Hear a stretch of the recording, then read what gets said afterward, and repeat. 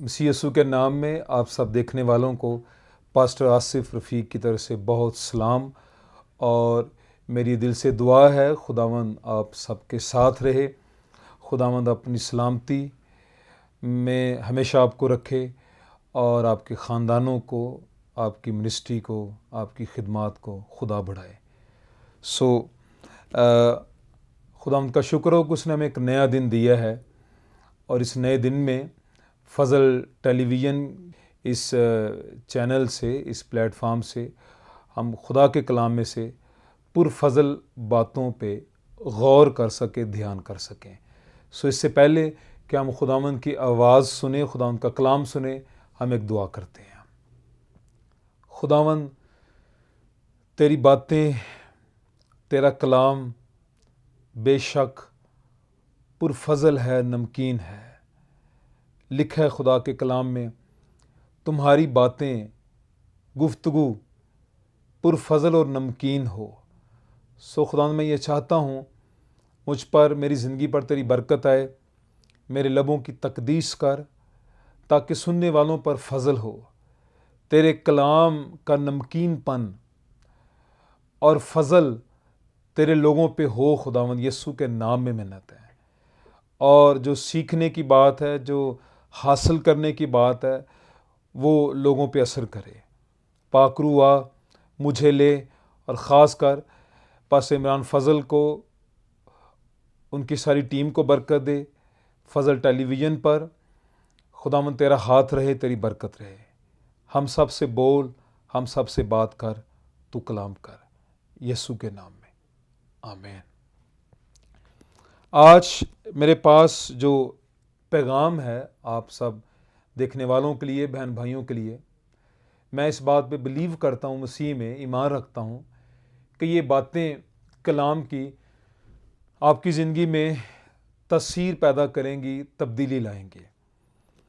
آئیے ہم غور کرتے ہیں پرانے عہد نامہ میں سے خروج کی کتاب، اس کا 15واں باب اور اس کی 22ویں آیت سے لے کے 26ویں آیت تک میں تلاوت کروں گا، اور یہاں پہ یوں لکھا ہے، پھر موسیٰ بنی اسرائیل کو بحر کلزم سے آگے لے گیا،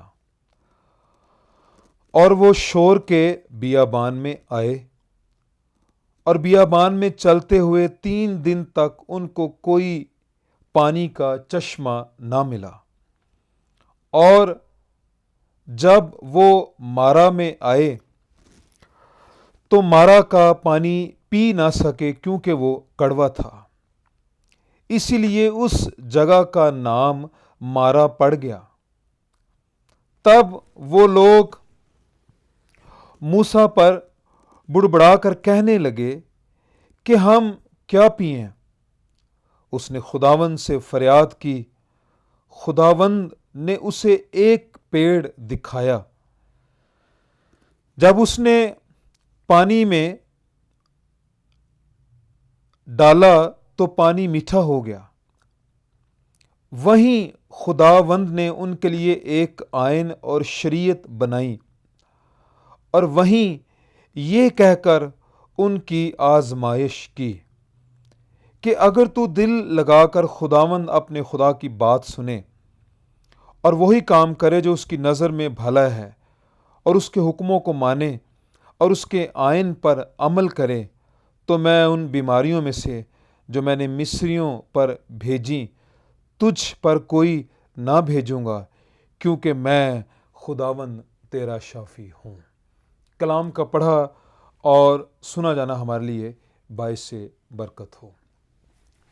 یہاں پہ ہم غور کرتے ہیں، اس سے پہلے جب بنی اسرائیل شور کے بیابان میں اور مارا کے چشموں کے پاس آئے، اس سے پہلے اس قوم نے، کہا جاتا ہے تخمیناً مرد، عورتیں اور بچے ڈال کے یہ 16 سے 17 لاکھ کے قریب یہ ایک بڑا کراؤڈ تھا، ہجوم تھا، یہ قوم تھی، اور اس سے پہلے انہوں نے بحر کلزم عبور کیا تھا، پار کیا تھا، مرد خدا موسیٰ کی سربراہی میں، جو کہ لیڈر تھا اس قوم کا۔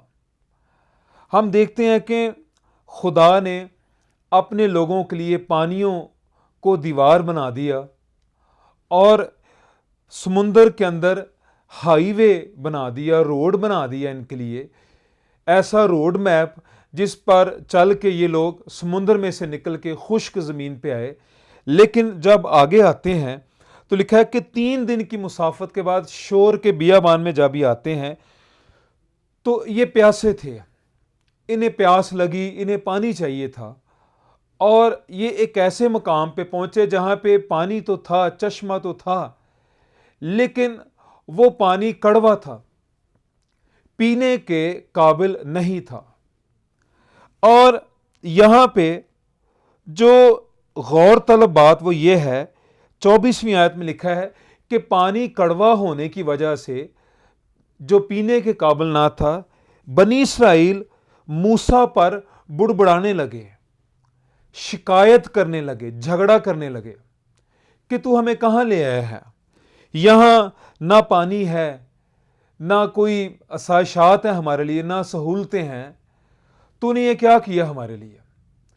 ایک پوائنٹ جو پہلا ہے جس پہ میں بات کرنا چاہتا ہوں وہ یہ ہے کہ جب ہماری زندگی میں شکر گزاری نہیں ہوتی ان بڑے کاموں کے لیے جو خدا نے گزرے دنوں میں یا ماضی میں ہمارے لیے کیے، اس نے معاوضے کیے، اس نے ہمیں فراہم کیا، اس نے ہمیں ہمارے بدنوں کو شفائیں دی، اس نے ہماری ضرورتیں پوری کی، ہماری حاجتیں رفع کی، ان تمام خدا کے عجائبات کو اور برکتوں کو بھول کے وقتی طور پہ ہم اس چیز کو جسے ہم حاصل کرنا چاہتے ہیں جب نہیں حاصل کر پاتے تو ہم ناشکرے ہو جاتے ہیں، ناشکراپن۔ اور بڑبڑانے کا ایک اور مطلب عبرانی میں جو ہے وہ ہے کفر بولنا یا کفر بکنا، مطلب کہ وہ باتیں کرنا جو خدا کی ذات یا خدا کی محبت کے خلاف جاتی ہیں۔ ہم دیکھتے ہیں کہ اس قوم نے، اس بڑے جتھے نے اس بات پہ غور نہیں کیا۔ مصر میں سے خدا نے ہمیں نکالا اپنا زور آور بازو ننگا کر کے دکھا کے، آفتیں اور وہ عجائبات کرشمے انہوں نے دیکھے تھے جس سے خدا نے مصریوں کو ہلا کے رکھ دیا، فرعون کو ہلا کے رکھ دیا۔ اس کے بعد انہوں نے دیکھا کہ خدا نے سمندر کو، اس قوم نے زندگی میں پہلی بار پانیوں کو دیوار بنے کھڑے سائڈوں پہ سائڈ پہ ہوتے دیکھا تھا، لیکن اس کے باوجود اس جگہ پہ آ کے یہ خدا کا شکر کرنے کی بجائے، خدا سے مانگنے کی بجائے، یہ فریاد کرنے کی بجائے بڑبڑانے لگے، جھگڑا کرنے لگے، شکایت کرنے لگے۔ جیسے میں نے پہلے بتایا اس کا ایک اور مطلب بھی ہے وہ کفر بولنا۔ مارا کا مطلب جس چشمے کے پاس ہی آئے اس کا نام یہاں مارا لکھا، اور مارا کا مطلب ہی تلخ یا کڑوا ہے۔ میں یہ کہنا چاہتا ہوں کبھی کبھی یہ ہوتا ہے کہ انسان اندر سے مارا ہوتا ہے، مارا مین تلخ، کڑوا، نفرت، شکایت، بڑبڑانا، جھگڑنا، لڑائی کرنا، بدگوئی کرنا، غیبت کرنا، یہ چیزیں۔ یاد رہے شاید تیری زندگی میں مارا چشمہ یعنی کڑوا پن، تلخ پن، نفرت، کراہیت تیرے اندر ہے۔ بات یہ ہے جیسی طبیعت تھی، کلام لکھا ہے جیسے تیرے دل کے اندیشے ویسے ہی تیرے لیے ہو۔ جیسے اس قوم کا رویہ تھا، جیسے ان کا دل تھا اسی طرح انہیں ملا۔ اب یہ موسیٰ کے آگے لکھا ہے بڑبڑانے لگے ہیں، اور لکھا ہے کہ موسیٰ نے بڑبڑایا۔ خدا کے لوگ، دعا گو لوگ، مرد خدا، خدا کے بندے بڑبڑاتے نہیں ہیں، دعا مانگتے ہیں، شفاعت کرتے ہیں، فریاد کرتے ہیں، اور خدا ہمیشہ دعا سنتا ہے اپنے لوگوں کی، فریاد سنتا ہے اپنے لوگوں کی۔ ہم دیکھتے ہیں اتنی بڑی قوم اور ایک اکیلا لیڈر، اتنی بڑی قوم کا موسیٰ، لیکن وہ ذرا نہیں گھبرایا۔ وہ اتنی میجورٹی، اکثریت جو بڑبڑا رہی ہے، جو تلخ ہے، کیونکہ وہ اندر سے مارا ہے، وہ اندر سے تلخ ہے، جس کی وجہ سے انہیں چشمہ بھی اسی طرح کا ملا۔ ہم دیکھتے ہیں کہ لکھا ہے کہ موسیٰ نے خداوند سے فریاد کی اور خداوند نے موسیٰ کی سنی۔ لکھا ہے خدا نے اسے ایک پیڑ دکھایا، ایک درخت دکھایا، اور خدا نے کہا کہ اسے پانی میں ڈال، اور موسیٰ نے جیسے ہی اس پیڑ کو پانی میں ڈالا، لکھا ہے وہ پانی میٹھا ہو گیا۔ ہم اس بات پہ غور کرتے ہیں کہ یہ پیڑ صلیب کو پیش کرتا ہے.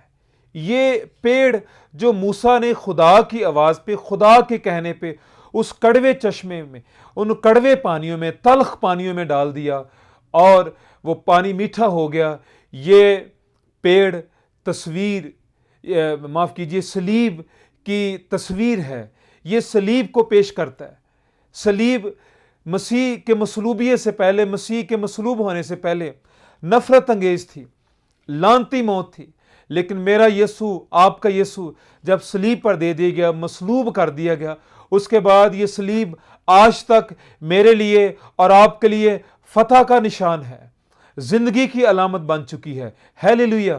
سو ہم دیکھتے ہیں کہ خدا ایسے حالات میں بھی جہاں پہ بویا نہیں گیا وہ کاٹنے کی قدرت رکھتا ہے، جہاں پہ بکھیرا نہیں گیا وہ وہاں سے جمع کرنے کی قدرت رکھتا ہے.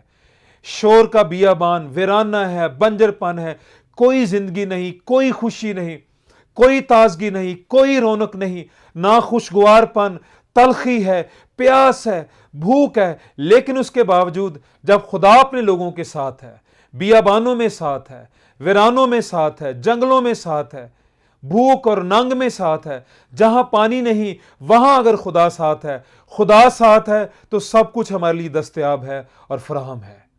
سو ہم ایسے خدا کے لیے دل سے شکر گزار ہیں کہ وہ آج بھی شور کے بیابانوں میں کڑوے پانیوں کے باوجود زندگی بن کے ہمارے ساتھ ہے. جیسے پہلے زبور میں لکھا ہے کہ وہ اس درخت کی مانند ہوگا جو پانی کی ندیوں کے پاس لگایا گیا. کیسا شخص جو برے شخص کی مجلس میں نہیں بیٹھتا، ٹھٹھا بازوں کی مجلس میں، جماعت میں نہیں بیٹھتا، اس کا دل خدا کے ساتھ لگا ہوا ہے. وہ اس درخت کی مانند ہے جو پانی کی ندیوں کے پاس بویا نہیں گیا، لگایا گیا. ہم کہیں اور بوئے گئے تھے لیکن ہمارے خداوند نے ہمیں وہاں سے نکال کے ندیوں کے پاس، پانیوں کے پاس، زندگی کے پاس لگا دیا. اور جب تک آپ مسیح یسوع کے ساتھ پیوست رہیں گے، جڑے رہیں گے، آپ میں زندگی رہے گی. ہیلیلویا. ہم غور کرتے ہیں، مارا کا ذکر ایک اور جگہ ہمیں کلام میں ملتا ہے. روت کی کتاب کے پہلے باب کی 20ویں آیت میں نومی جب یہ اپنے گھر کو، بیت لحم کو چھوڑ کے مواب میں جا بسے، جہاں اس نے اپنا شوہر کھویا نومی نے اور اپنے دونوں بیٹے کھوئے، تو اپنے حالات کی وجہ سے یہ اتنی تلخ ہوگی کہ اپنے آپ کو اس نے مارا بولا. مارا کا مطلب پھر وہیں آتا ہے تلخ یا کڑوا. حالات کی وجہ سے، وجہ یہ تھی جب ہم خدا کے پلان میں سے باہر نکل جاتے ہیں، جب ہم خدا کی مرضی میں سے باہر نکل جاتے ہیں، ہماری زندگی تلخ ہو جاتی ہے. کوئی اچھی بات نہیں، کوئی خوشی کی بات نہیں، کوئی تازگی کی بات نہیں، کوئی برکت کی بات نہیں. لیکن جب تک ہم خدا کے ساتھ جڑے رہتے ہیں، زندگی ہے، خوشی ہے، اطمینان ہے، تسلی ہے، تازگی ہے. اس کی وجہ نہ پیسہ ہے، نہ چیزیں ہیں، نہ سہولیات ہیں، اس کی وجہ خدا اور اس کا کلام ہے. آگے یہاں پہ پھر 26ویں آیت میں یہاں پہ یوں لکھا ہے کہ ایک بنیاد کی بات خدا یہاں پہ کرتا ہے کہ اگر تو دل لگا کر خداوند اپنے خدا کی بات سنے اور وہی کام کرے جو اس کی نظر میں بھلا ہے، اور اس کے حکموں کو مانے اور اس کے آئین پر عمل کرے، تو میں ان بیماریوں میں سے جو میں نے مصریوں پر بھیجی تجھ پر کوئی نہ بھیجوں گا. اور اس آیت کے آخری حصہ میں لکھا ہے کیونکہ میں خداوند تیرا شافی ہوں. خداوند یہاں پہ اپنے آپ کو یہوہ رافع کے طور پر ظاہر کرتا ہے. رافع کا مطلب ہی شافی ہے.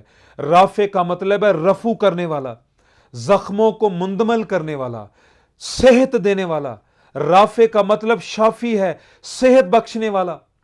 خدا نے پہلی بار یہاں پہ اپنے آپ کو، اپنی قوم بنی اسرائیل پہ یہوہ رافع، یہ اس کا صفاتی نام ہے کہ وہ صحت بخشنے والا خدا ہے، وہ شفا دینے والا خدا ہے.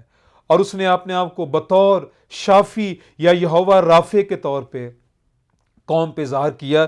لیکن ساتھ ایک بات مشروط ہے، وہ یہ ہے کہ اگر تو دل لگا کر خداوند اپنے خدا کی بات سنے اور وہی کام کرے جو اس کی نظر میں بھلا ہے، اور اس کے حکموں کو مانے، اس کے آئین پر عمل کرے۔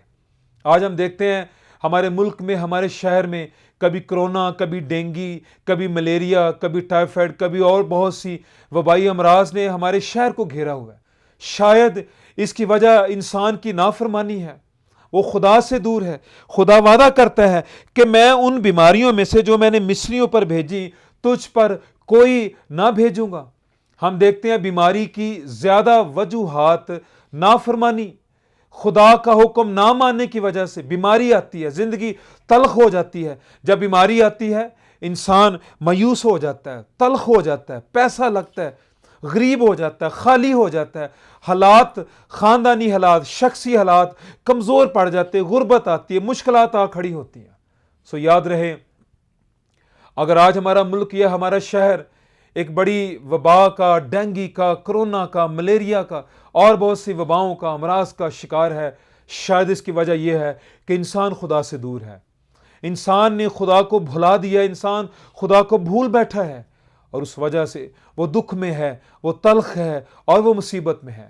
لیکن اس کے باوجود خدا یہ چاہتا ہے کہ ہم اس کے پاس آئیں۔ وہ یہ بتاتا ہے کہ میں خداوند تیرا شافی، میں یہوہ رافع، میں صحت دینے والا، میں شفا دینے والا تیرا خداوند ہوں۔ آؤ میرے عزیزو، آج ہم اس کلام پہ خوب نظر کریں۔ اگر تیرے گھر میں بیماری ہے، اگر تیرے بچے بیمار ہیں، اور ہر نئے دن میں ایک نئی بیماری، ایک نیا روگ تیرے گھر میں، تیرے بچوں میں، تیری فیملی میں پھوٹتا ہے، بیماری آتی ہے، غور کر کہ تو کہاں کھڑا ہے، تیری بنیاد کہاں ہے۔